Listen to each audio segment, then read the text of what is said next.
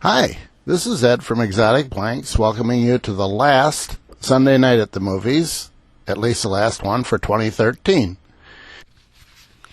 Let's call this Beginner's Acrylic. What I'm going to do is approach it the way that I was taught when I was taught to turn wood. It was approach, then ride the bevel, and then cut. And so, of course, they also gave us a 3/8 inch gouge as the tool of choice. So what we're doing here is taking a 3/8 inch gouge and doing just what they're telling you to do. Approach, then ride the bevel, and once we rode the bevel until we turned, raise your right hand, the back of the tool, until you start to cut. Then once you're cutting, you're supposed to be able to just push into the wood and make a cut. So we're pushing into the plastic and showing what will happen if you try to do that. It will make a cut, but it certainly won't make a very even cut. And it makes it kind of a series of little jig-jags that you're getting.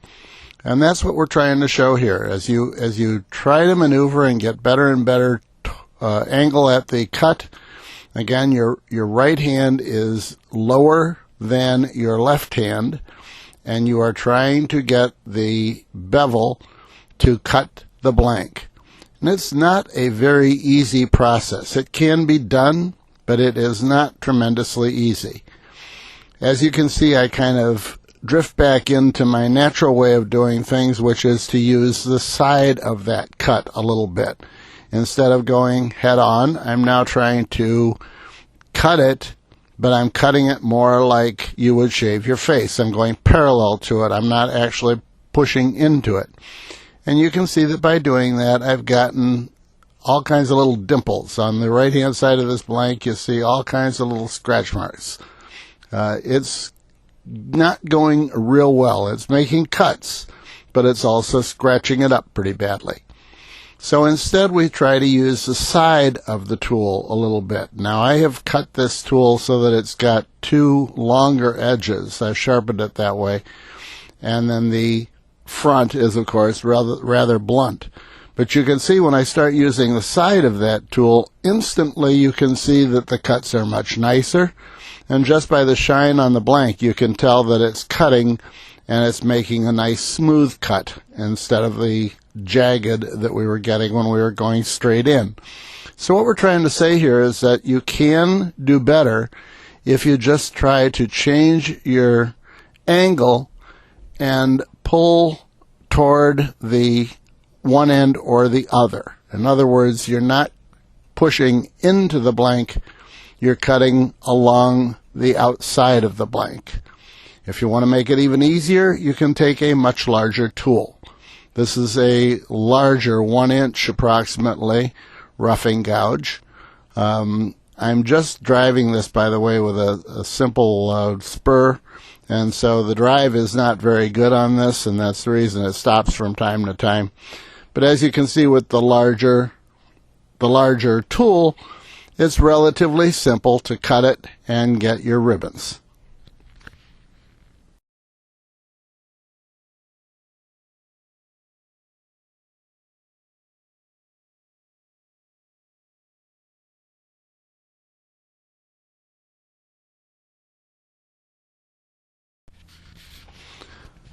So just to finish it off, I grab a skew, 3/4 inch skew, and most of you know that I'm going to be very comfortable with that tool. So it's real easy to just run across there and take nice light cuts, and you will get everything to work out fine. On the other hand, I realize that I've been doing this a long time, and it doesn't necessarily work that way when you try it. So the other thing that I've done here is also tried a much larger skew to show you the difference.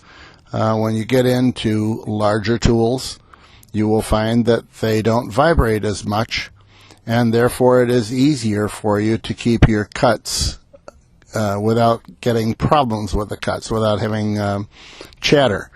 So that's why if you take a larger tool, as you can see here, this is a 1 1/8, I believe, skew. It's one of my favorite tools. It will go across there and cut that without any trouble at all.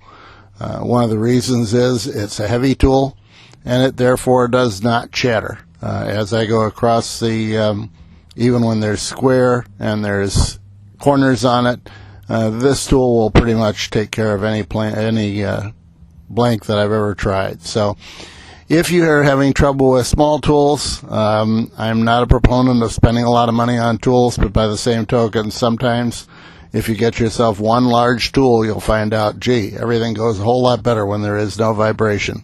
What we've been turning here is normal acrylic. They call it acrylic acetate.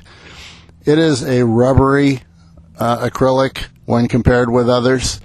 And as a result of that, when you turn it, you get off ribbons fairly easily, and it's a fairly simple blank to turn.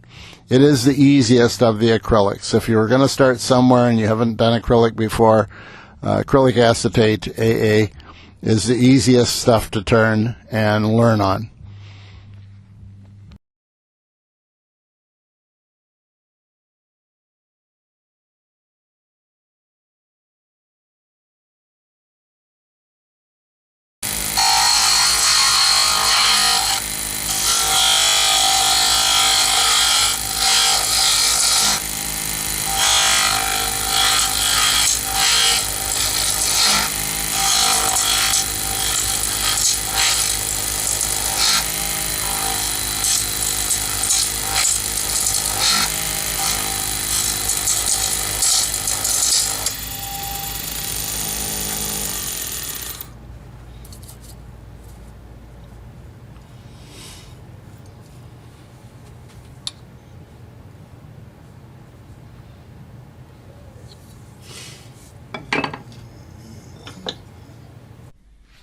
So that concludes this video. I suggest that you buy a couple of blanks of AA, acrylic acetate, and try these techniques. If you have any questions or problems, obviously you know how to contact me through Exotic Blanks. You'll find the phone number at the top of the page on the homepage of exoticblanks.com. We look forward to doing these on a periodic basis and hope everybody gains something from it. You have a great evening. This is Ed at Exotic Blanks. Thanks for watching. Bye now.